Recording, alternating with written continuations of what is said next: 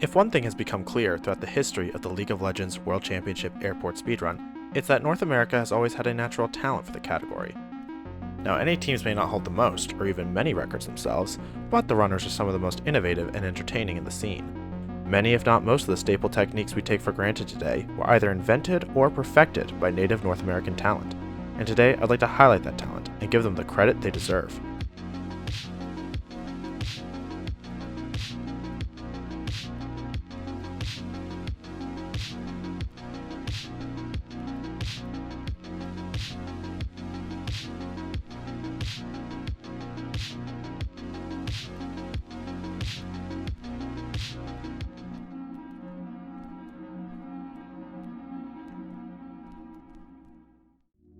Probably one of the most obvious ways that North America fosters the best of the best when it comes to speedrunners is with their small, highly competitive league.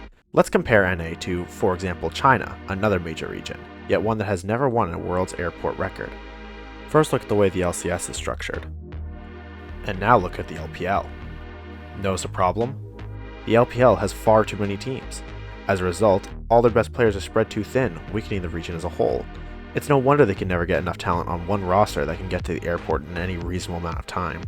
Now look at the European/Middle Eastern/North African region, and you may have already guessed what the problem is here. We all know about the LEC, but if you've never looked at their Tier 2 tournament, prepare yourself. You see, they have something called the EMEA Masters Circuit, a set of 13 regional tournaments that all feed into a final tournament meant to find the best new players in the region. As a result, LEC teams are constantly getting distracted chasing the next great players, preventing them from focusing on developing the current talent. Compare that to the LCS, where speedrunning stars are able to hone their craft in a region with the lowest number of rookie players every year compared to all other major regions.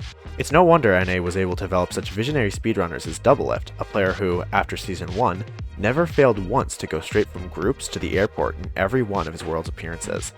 A man known for inventing the truly visionary Victor Skip. All that is to say, there's a reason the LEC has yet to live up to the legacy set by the legendary H2K roster that held the airport speedrun for 3 years.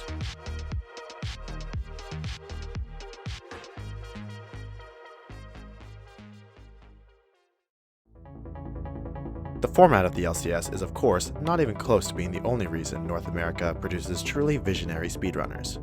We need to talk about the grueling, yet incredibly productive, training environment provided by the North American server. We could talk for hours about the constant dodging, the disco nunus, the solo queue junglers that think pushing lanes are more important than having smite for Dragon Soul fights, the mid laners who really are mid laners, or the top laners who are just so excited to try out the Korean build they saw in a 3-year-old YouTube video just when you're about to promote. But there is something that NA has above all of that, which is truly unique. You see, the majority of NA pro and semi-pro players live in California, typically in or around LA, due to that being where the LCS arena and orgs are based. So Riot, in an obvious case of NA favoritism, decided that the NA servers should of course be located in Chicago, over 2,000 miles away. This results in North American speedrunners being able to train on a stunning average of 75 ping, though 90 is not unheard of. This allows NA players to gain an understanding of lag that few outside their region can even begin to comprehend. Like when lag makes them base race, or when lag makes them sit there and not engage on a team with 5 sleeping players, or when lag makes them fight Victor 1v1, or when lag makes them sit mid all game.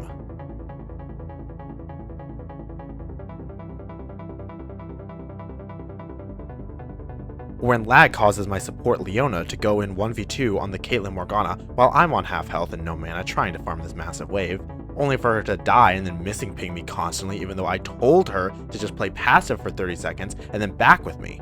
Or when Ben never ganks me in Clash even though we all agreed before the game that we need to play through mid this game, and I picked Victor specifically because the idea was to constantly fight around mid so I could stack my passive. Meanwhile, he keeps ganking the side lanes, who have only ever lost lane tonight, leaving it once again to me to fight for my life trying to carry, just like the past 4 clashes, and despite that, he still doesn't gank.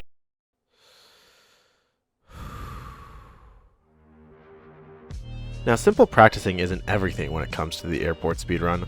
Oftentimes, a deep understanding of unique strategies and techniques is what makes all the difference in a run, and North American speedrunners know how to push their tech to the extreme. Let's look at a staple of the speedrun category: imports.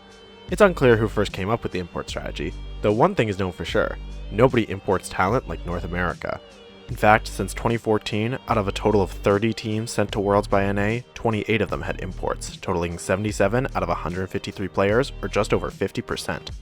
Compare that to a region like Korea, which has had exactly 0 imports at Worlds in that same time.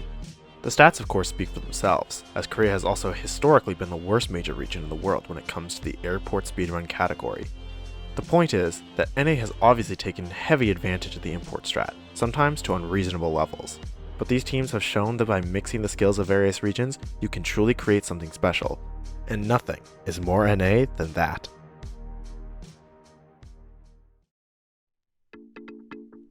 One thing that doesn't get talked about much in the airport speedrunning scene is champ selection.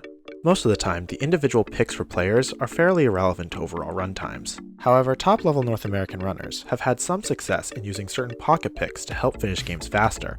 Easily the most famous of these is the popular NA Jayce, a pick that North American players have used at Worlds 11 times with a record of 3-8 or about a 27% win rate.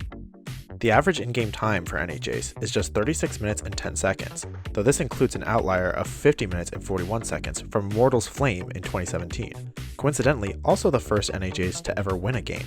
An average game time of 36 minutes and 10 seconds may not sound impressive today, as maintaining that pace would only result in a run of 3 hours and 37 minutes. However, in 2016 and 2017, when this pick was at its most popular, the record was 3 hours, 9 minutes, and 54 seconds from H2K Gaming. This means NA Jayce could be a solid base around which a speedrun strategy could be built. As the years went on though, NA Jayce began to fall out of favor. More recent NA Jayces have tried making alterations to the strategy to mixed success.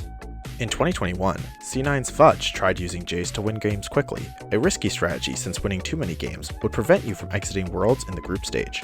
His technique did pay off though, netting a 28-minute and 8-second game, the fastest NA Jayce game ever, and the only one where the Jayce went deathless. In 2023, NRG's Palafox played the first ever NA Jayce in mid lane, securing a quite decent 29-minute and 7-second game. NRG later tried Fudge's strat, returning NA Jayce to top lane with Dokla, but ended with an embarrassing 41-minute and 30-second game. When all is said and done, it seems that NA Jayce serves its purpose well, though maybe it's not as consistent as most would like.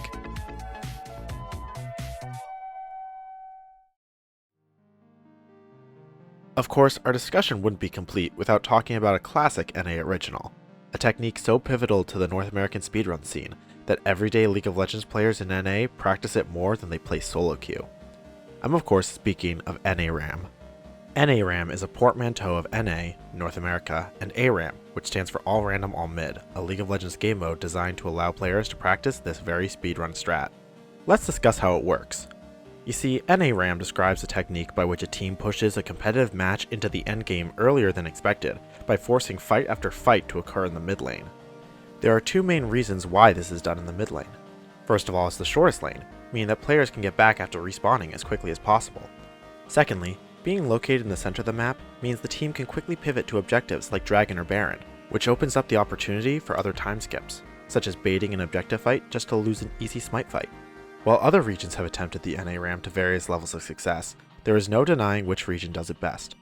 It should be said though that many in the community believe the strat to be degenerate, leading to lower quality runs that are more RNG based than other more difficult but predictable runs. This has led the community to move away from using the NAram, though there have been some recent voices saying that NA should stick to what they're best at, and claim that the NAram is just as valid as any other speedrunning technique. And in my humble opinion, discrediting the work of true visionaries in the community is unhelpful. Unless of course they do it for 10 straight minutes, but no teams would ever do that. North America may not be the most successful region when it comes to the World Championship airport speedrun, but the impact many of its runners have had on the scene can't be ignored. From pioneering fundamental and visionary techniques and skips, to serving as one of the harshest training grounds for new runners. North America is undeniably the heart of the airport speedrun category. Here's to many more years of running to the airport as fast as possible.